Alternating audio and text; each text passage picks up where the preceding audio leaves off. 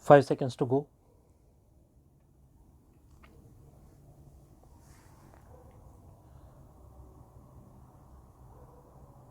Start. The two successive blackouts on July 30 and 31st, each lasting more than 10 hours, caused havoc in the north of the country as well as the east and the northeast. Whatever the excuses put forward by the government, years of neglecting power sector reform and misplaced investment priorities are at the root of the crisis. On the first blackout day, confronted with a volley of questions, Union Power Minister Sushil Kumar Shinde tried to nonchalantly explain it all away by saying that his ministry was planning huge generation capacity additions and that the situation would improve in coming years. He also attempted to place the blame on power overdrawals by some errant states. Worse, he even pointed to the blackout that had occurred in New York some years ago. His logic was that we should not view the latest blackout in our country so seriously when even developed countries in the West faced such problems.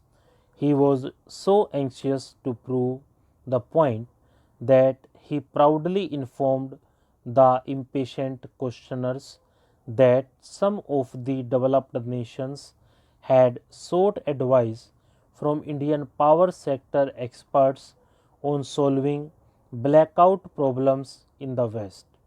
What he, however, forgot to say was that we had rarely heeded the advice of those same experts who provided excellent advice to other countries.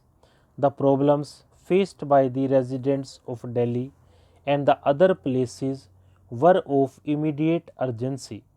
They wanted to know why such a debilitating grid collapse was allowed to occur in the first instance and why it had taken such a long time for the authorities to restore power supply.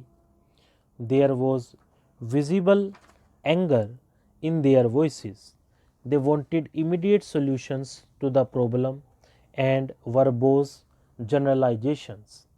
As if to call Shinde's bluff, there was a multiple grid collapse the next day, a sequence of crises that will not be forgotten for a long time. There are 8 state grids interconnected through high voltage alternate current links in the northern region. There are a few crucial high voltage direct current links also that transfer bulk power among the states according to an established formula. There are several high voltage transformers that step up and step down voltages in the system.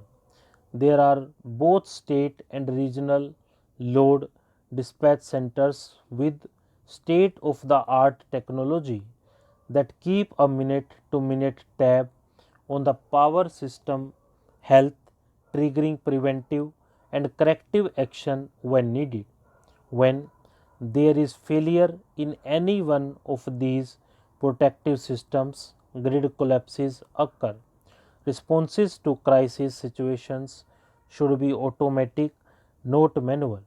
They should be based on highly sensitive, quickly responding, automated under frequency relays that isolate the troubled portions of the grid before the contagion cascades into a grid collapse. The power draws in each state should match power availability. If the demand exceeds the availability, the frequency drops dangerously, causing the tripping of the system. Before that can happen, the demand needs to be managed prudently. Also, When power availability exceeds demand, the frequency can shoot up dangerously. Stop.